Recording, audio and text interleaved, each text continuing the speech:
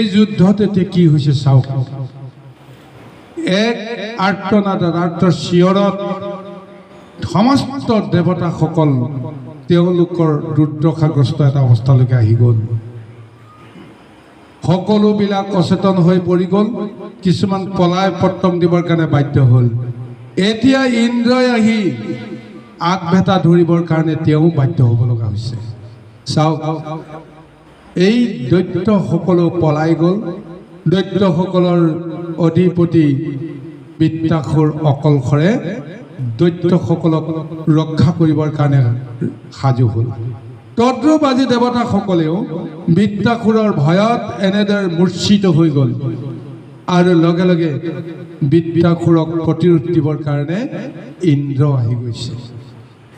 এতিয়া ইন্দ্ৰ আৰু বৃত্তাসুৰৰ বাহিৰে দেৱ আৰু দৈত্যৰ ৰূপত আন কোনো নাই। এই দুটাই মহাশক্তি। এতিয়া এই ইন্দ্ৰই যিহেতু তেওঁৰ হাতত ব্ৰজৰ মহাশক্তি আছে, ঋষি দত্ত এই মহাশক্তিক লৈ তেওঁ এই মুহূৰ্তত তেওঁ পৰম সাহসী হৈ আছে। আৰু এই ব্ৰজ যদি হাতত নথকাহেঁতেন ইন্দ্ৰও কেতিয়াও সাহস কৰিব নোৱাৰিলেহেঁতেন। কাৰণ হাতত যেতিয়া ঋষিৰ আশীৰ্বাদ আছে আৰু ঈশ্বৰৰ কৃপা আছে, এইকাৰণে তেওঁ শক্তি লৈ বৃত্তাসুৰৰ আগত মুখামুখি হ'বলৈ তেওঁ সাহস কৰিব সক্ষম হ'ব পাৰিছে। এতিয়া এই ইন্দ্ৰই এই বৃত্তাসুৰৰ মানে আৰ্তনাদক তেওঁ সহ্য কৰিব পৰা নাই। দেৱকুলৰ দুৰ্দশাৰ কথা তেওঁ সহ্য কৰিব পৰা নাই। সেইকাৰণেই তেওঁ প্ৰচণ্ড গদা মাৰি বৃত্তাসুৰক আক্ৰমণ কৰিছে। প্ৰথম আক্ৰমণ কৰিছে দেৱতাসকলে, এতিয়া প্ৰমাণ হৈ গ'ল। কিন্তু মহাবুদ্ধিমন্ত বৃত্তাসুৰে একে জাপে ইন্দ্ৰৰ সেই গদা বাওঁ হাতেৰে ধৰি লৈ তেওঁ অট্টহাস্য কৰিছে। তাৰপিছত সেই গদা এতিয়া ইন্দ্ৰৰ পৰিৱৰ্তে ইন্দ্ৰৰ যি বাহন ঐৰাৱতক লক্ষ্য কৰি সেই ইন্দ্ৰৰ গদাপাতকে পুনৰ মাৰি পঠিয়ালে বৃত্তাসুৰে। মাৰি পঠোৱাৰ পাছত কি হ'ল, সেই ঐৰাৱতৰ কুম্ভস্থলত আঘাত লাগি গ'ল। প্ৰচণ্ড কোপত ঐৰাৱত অচেতন হৈ পৰি গ'ল। চাওক কি দুৰ্দশা হ'ব পাৰে। যি অস্ত্ৰ বৃত্তাসুৰক ইন্দ্ৰই মাৰি পঠিয়াইছিল, সেই একেই অস্ত্ৰই এতিয়া ইন্দ্ৰক প্ৰহাৰ কৰাৰ পৰিৱৰ্তে এতিয়া তেওঁৰ বাহনক আঘাত কৰিবৰ কাৰণে তেওঁ প্ৰযত্ন কৰিছে। চাওক, তেওঁৰ হাততো ব্ৰজ আছে। সেইকাৰণে পোনে পোনে ইন্দ্ৰক তেওঁ আক্ৰমণ কৰিব পৰা নাই। হয়তো এনেকুৱাও হ'ব পাৰে, যিহেতু ঈশ্বৰৰ কৃপা আছে, ঋষি দত্ত ব্ৰজ আছে, সেই ব্ৰজক মহাশক্তিত এতিয়া হয়তো বৃত্তাসুৰেও সন্মান দিব লগা হৈছে। গতিকে তেওঁক এফালৰ পৰা তেওঁক সংগীহীন কৰিবৰ কাৰণে যেন তেওঁৰ বাহন ঐৰাৱতক তেওঁ ধাৰাসাৰী কৰিবৰ কাৰণে প্ৰযত্ন কৰিছে। এতিয়া নিজৰ অস্ত্ৰেৰে নিজেই আঘাতপ্ৰাপ্ত হোৱা নাইনে বাৰু? মাৰি পঠিয়াইছিল ক'ৰবাত লক্ষ্যৰ স্থানত আঘাত কৰিলে যদিও হানি কৰিব নোৱাৰিলে, আৰু সেই আঘাত পুনৰ নিজৰ গালৈকে ঘূৰি আহিছে।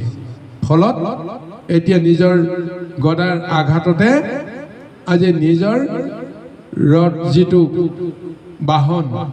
বাহনৰে এই দুৰ্দশা হৈ গৈছে। হে গুৰু সমস্ত, এতিয়া চাওকচোন বাৰু, বৃত্তাসুৰে এবাৰেই প্ৰতিৰোধ কৰিছে, এবাৰেই ইন্দ্ৰক আক্ৰমণ কৰিছে, তাকো ইন্দ্ৰৰ অস্ত্ৰৰে ইন্দ্ৰকেই প্ৰহাৰ কৰিছে। নিজৰ অস্ত্ৰ এই মুহূৰ্তলৈকে বৃত্তাসুৰে প্ৰহাৰ কৰা নাই।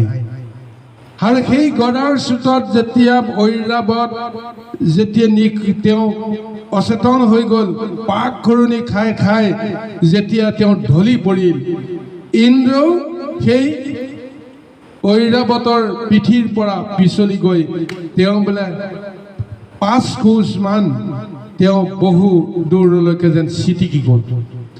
এই ভয়ংকৰ যিটো আক্ৰমণ বৃত্তাসুৰৰ জৰিয়তে দেৱসকলৰ লগত হৈ গৈছে, এই ৰূপটো দেখা পোৱাৰ লগে লগে তিনি জগতে বৃত্তাসুৰক এতিয়া প্ৰশংসা কৰিছে। কি মহাশক্তি ধৰিছে চাওক। এফালে বাহনহীন হৈ গ'ল ইন্দ্ৰ, থৰ কাছতি তেওঁ হেৰুৱাই গ'ল, আৰু অসহায়ভাৱে যেতিয়া বৃত্তৰ ফাললৈ চাইছে আৰু লগতে তেওঁৰ বাহন ঐৰাৱতৰ ফালে চাইছে। তাৰপিছত সেই ঐৰাৱতক এতিয়া পুনৰ তেওঁ থিৰ কৰিবৰ কাৰণে বিচাৰিছে, থিয় কৰিবৰ কাৰণে বিচাৰিছে। তাৰ ফলত তেওঁ অমৃত হস্তেৰে সেই ঐৰাৱতক মালিচ কৰিবলৈ আৰম্ভ কৰিছে অসহায়ভাৱে। আৰু এইখনত বৃত্তাসুৰে কি কৰিলে যে নিসহায় এই বা অসহায় অৱস্থাটো দেখি বাহনহীন এই ইন্দ্ৰক তেওঁ পুনৰ আক্ৰমণ নকৰিলে, তেওঁ অধৰ্ম নকৰিলে। নিৰস্ত্ৰজনক আঘাত কৰাটো কেতিয়াও ধৰ্মৰ নীতি হ'ব নোৱাৰে। এতিয়া বৃত্তাসুৰে অধৰ্ম কৰিব নোৱাৰে, তেওঁ দৈত্যৰ পৰিচয় ল'ব পাৰে, তেওঁ কেতিয়াও ধৰ্মৰ বাহিৰে অধৰ্ম কৰিব নোৱাৰে, নীতিৰ বাহিৰে তেওঁ অনীতি কৰিব নোৱাৰে।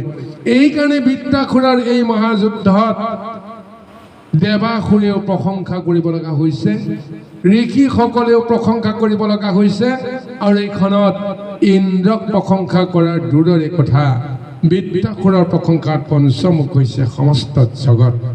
সেইকাৰণে কৈছে বিশ্বস্ত বাহন ইন্দ্ৰক দেখিয়া আউৰ গদানা সানিলা, বৃত্ত মহামতি ধৰ্ম তেখে ৰতি অধৰ্মক নচাৰিলা।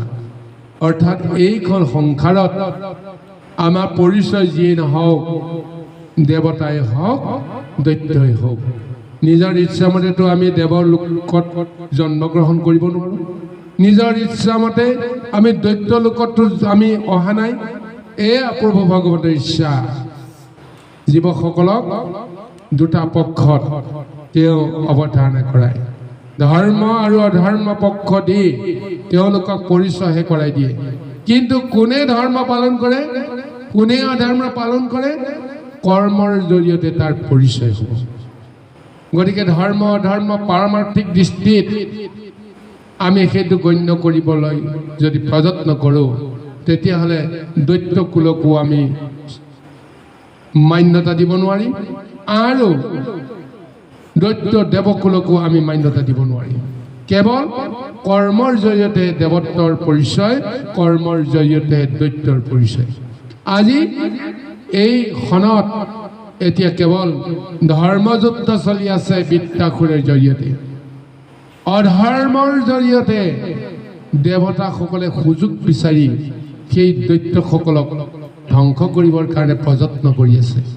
ভগৱন্তই সেইটোকে লীলা কৰি আছে আমাৰ মাজত, আমাক বুজিবৰ কাৰণে, বুজাবৰ কাৰণে এই মহালীলা কৰি গৈছে।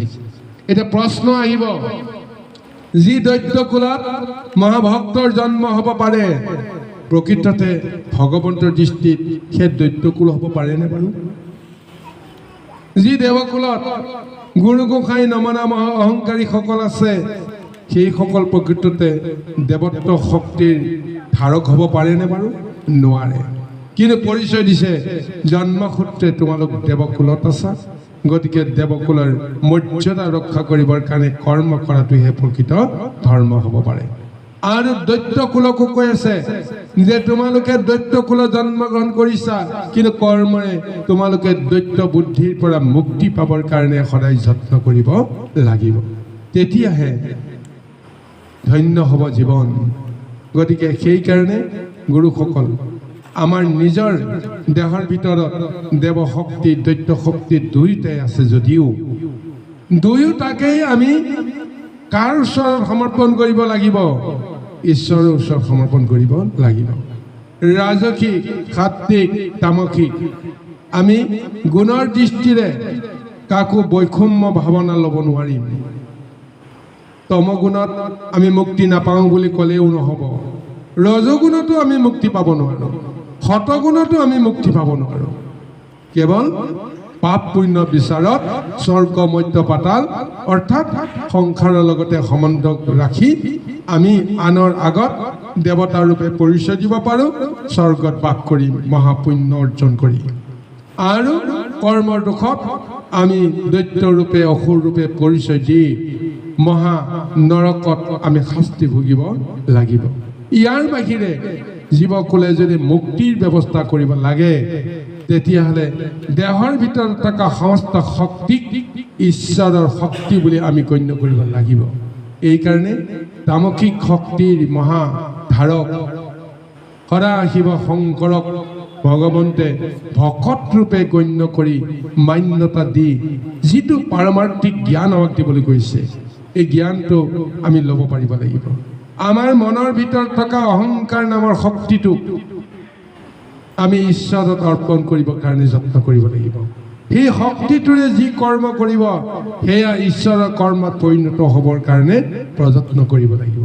এয়াই হৈছে ভাগৱতৰ মহানিৰ্ণয়। বাৰু যি কি নহওক গুৰু সমস্ত আই মাতৃ সমস্ত সময়ৰ প্ৰতি লক্ষ্য ৰাখি মহাভাগৱতৰ মহাসামৰণি আজি আমি কৰিবৰ কাৰণে আৰু এটা পদচৰণ আছে। গতিকে সবাৰ শ্ৰীচৰণত পুনৰ কৌটি কোটি প্ৰণিপাত জনাইছোঁ। আপোনাৰ সবৰ মাজত এই মহাভাগৱতৰ যিখিনি আলোচনা কৰিলোঁ, ইয়াত অজানিত আমাৰ অনেক দুখ ত্ৰুটি হৈছে। সৰ্বদুখ ত্ৰুটি মৰীক্ষণ কৰি আপোনালোকে যেন আমাৰ এই অভাজনত কৃপা কৰে, তাকে আমি কামনা কৰিছোঁ। কৃষ্ণ।